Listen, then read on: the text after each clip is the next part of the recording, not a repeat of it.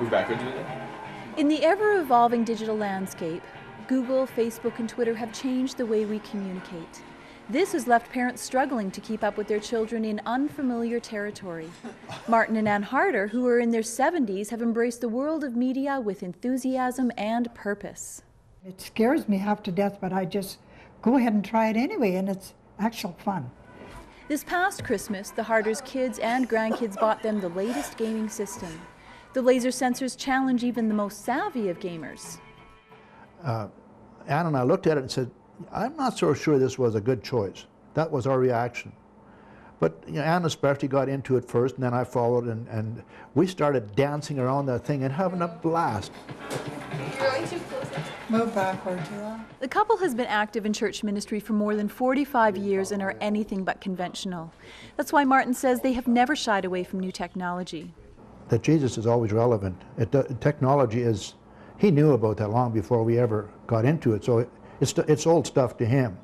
And so we're discovering what our God created a long time ago, and some wonderful people, including our grandkids, who are very, very savvy in these things.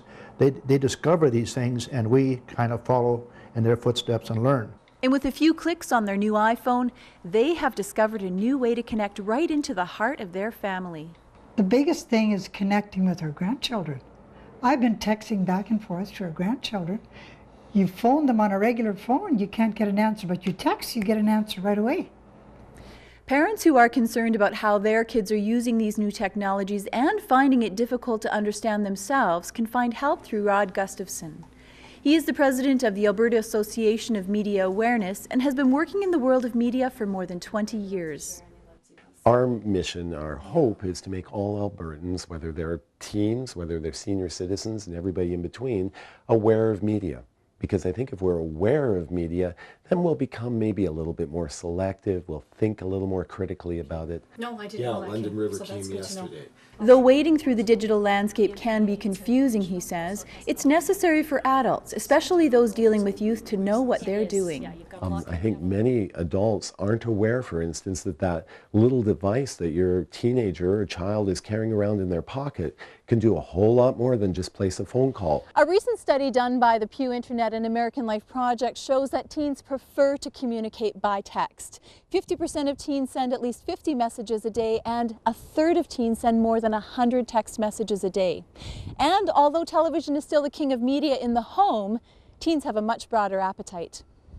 The average American teenager between 8 and 18 years old now is consuming 7.5 hours of media per day.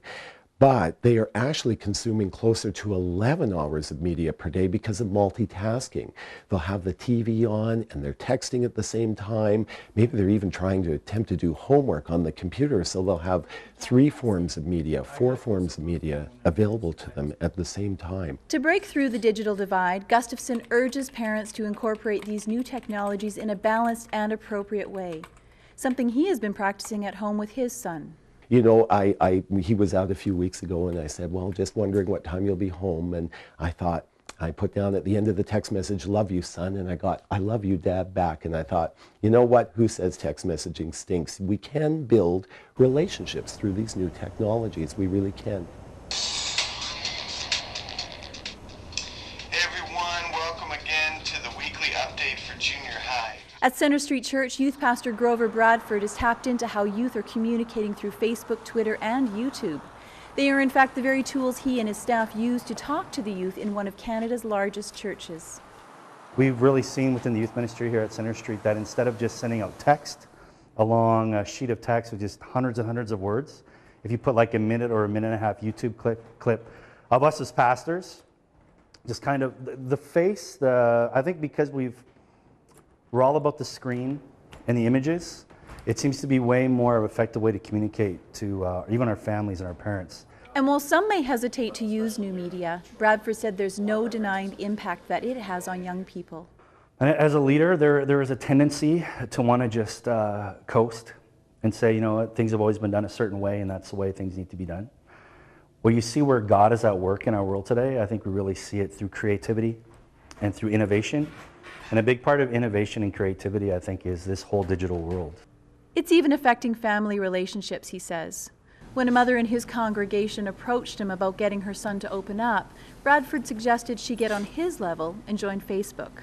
With some trepidation, she took the first step.